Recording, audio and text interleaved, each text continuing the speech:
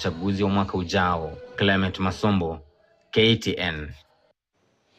Na mtazamaji, kila kona ya Kenya ndoto huzaliwa, lakini nyingine hufifia na kupotea kabisa, ili hali nyingine pia huota na kusaidia vizazi vijavyo. Katika M-Pesa Foundation Academy, watoto wa kawaida wenye matumaini ya kipekee hupewa nafasi ya kugeuza ndoto hizo na kuwa tija. Hii ni hadithi ya Joyce Waithera, aliyewahi kuwa na ndoto ya kuwa jaji mkuu. Sasa ni wakili mtarajiwa anayefuatilia ndoto yake, na Kevin, kijana ambaye alikataa kuruhusu changamoto za maumbile kunyamazisha shauku yake ya muziki. Wawili hawa wanaangazia maisha yao yaliyobadilika kutoka mwanzo wa mgumu hadi upeo usio na kikomo. Vera Mora anasimulia hadithi zao.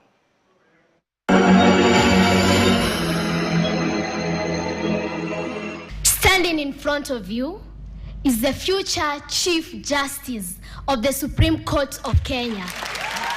Wakati huo, Joyce Karimi Nyawera, mwanafunzi wa kidato cha 3 katika M-Pesa Foundation Academy, alidhubutu kuota ndoto zilizo mbali wa upeo wa macho yake. Aliuliza kuhusu mustakabali wa taifa, vile vile mustakabali wa maisha yake. Miaka 10 baadaye, Joyce bado anafuatilia ndoto yake. Leo hii yeye ni wakili mtarajiwa katika Kenya School of Law. Macho yake yameelekezwa kwa kiti cha juu cha mahakama nchini, ambapo sauti yake huenda siku moja ikaelekeza mwelekeo wa taifa.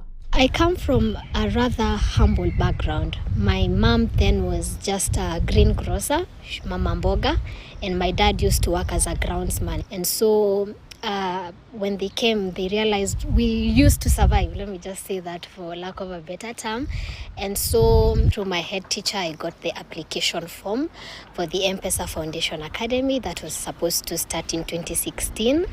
And then after the interviews is when I was shortlisted as the only girl in Murang'a County then to join the M-Pesa Foundation. My journey at the M-Pesa Foundation Academy cannot be told without the very core values. We used to call them the clear values. That is curiosity, leadership, accountability, excellence in everything that you do. And you also had that mantra of thinkers, doers, and leaders, which has followed me ever since. It was a leadership academy as well. I remember vividly meeting people like the late Bob Collymore, and you see the simplicity, the servant leadership in them. You remember I came from a village called Makuyu, but in M-Pesa Foundation Academy, I got access first of all to world-class learning facilities. From 2016 when I set foot to now 2026 when I'm in the Kenya School of Law for my advocate training program, M-Pesa Foundation Academy has fully sponsored my studies. Lakini ni lini alijua sheria ndio mwito wake? Ni lini alitambua haki ndio hatima yake? When you come from my background, you see injustice firsthand. Land grabbing, myself, I've seen that even in our family. And so I didn't want to go and study my undergrad in abroad because I wouldn't know the real law on ground.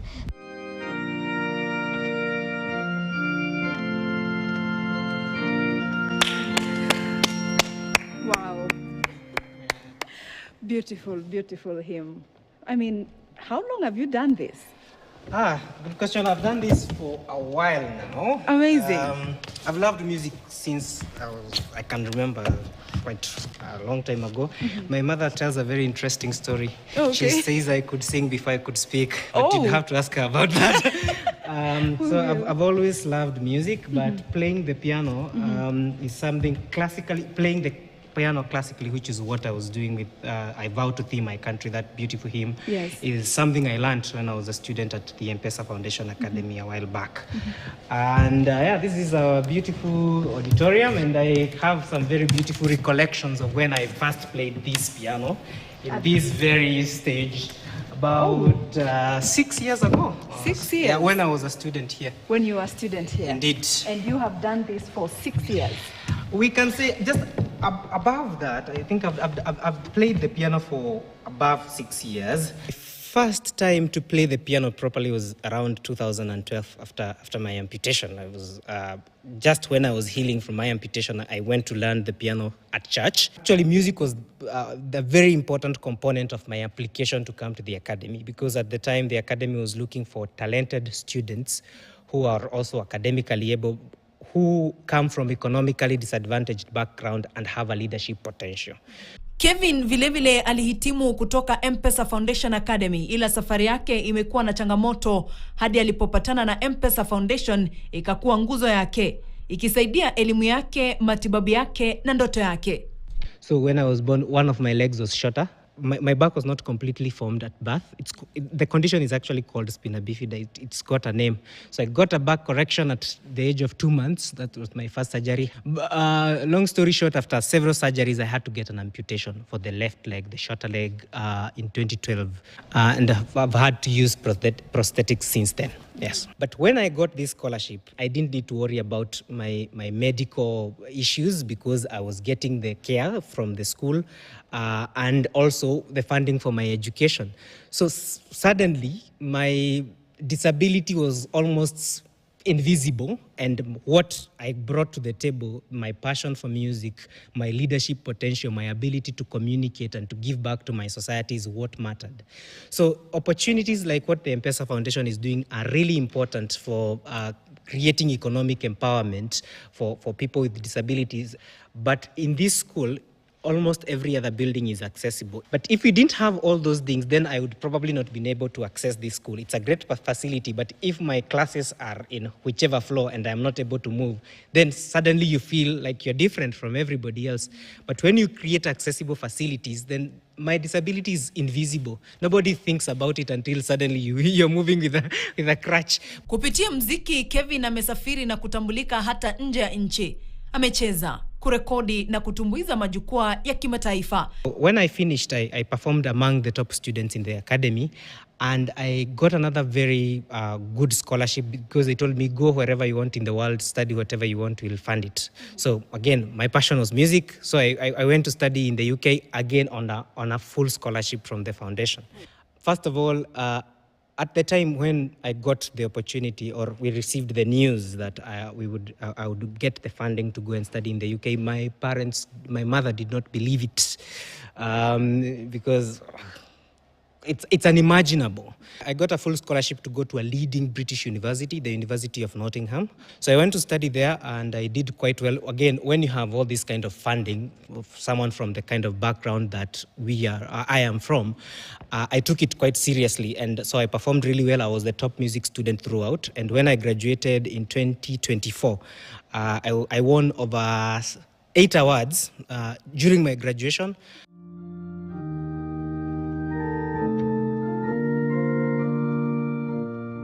I've had a lot of opportunities thanks to the exposure and the experiences I've had in the UK to represent the country. For instance, last year I was performing in Europe on a full state funding to go and represent the country in a cultural exchange they had with the Italian Ministry of Culture.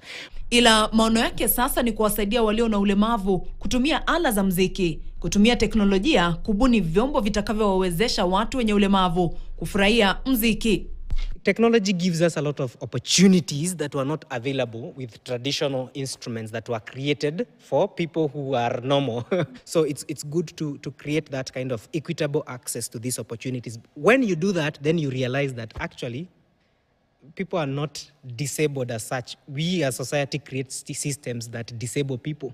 Joyce naye amebeba zaidi ya ndoto moja, na matarajio yake yanapanuka zaidi ya mahakama, kwani zaidi ya kuwa mwanasheria ana msukumo mwingine, akiwa na azma ya kupambana na mabadiliko ya tabia nchi na kulinda mazingira. I also got to do a unit called International Environmental Law, and I realized most of our laws are borrowed from the Western countries, and we are the least polluters. We pollute less, but we pay more adversely. But now I was like, what can I do? What can I do? Remember, in M-Pesa Foundation, I was taught to be a problem solver. So my organization came, and so we've been doing tree planting. We've been engaged in different schools. I mean, the Chief Justice is still there, but right now I believe this is what I have, and I can be able to influence in my position and with my background in law, because it's opened so many doors and how I think. teaching is something I enjoy as much as performing, and it's a good opportunity to share my passion for music with other young people. Kutoka kijijini Makuyu hadi kuwa mwanasheria na kuwa na ndoto ya kuongoza mahakama ya juu. M-Pesa Foundation came at a point where there was no hope. So it was like that beacon of hope for me. I'm the first of my lineage to have made it to this level of education. Even in my village, they have not had another lady lawyer in that village called Makuyu, in that area, Murang'a South. I was thinking about it. My mom again is not Mama Mboga too. Saizi ni mama ya wakili in the village. It's just a nice feeling. Kutoka wodi tulivu za hospitali za Bahati na Nakuru hadi kuimba kwenye majukwaa ya kimataifa. One of the things I take pride in is that I built my mother a house, a very beautiful house, and that has changed the face of home, of course. And my mother always tells me, if those people came back home today, they wouldn't think that you are as needy as you were at that time. Hii ndio nguvu ya M-Pesa Foundation. Vera Moraa, kwenye makala ya Safari ya Ufanisi, KTN.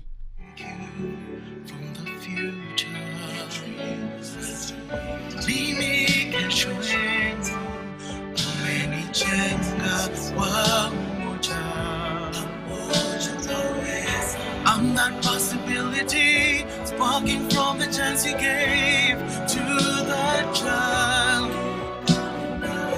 Mimi kesho yako niniwezesha mimi kusimama imara. You gave me a place to stand, and I move the world. Mimi ndiye kesho. Together, we are creating citizens of the future by transforming education in Kenya. I'm a citizen of the future.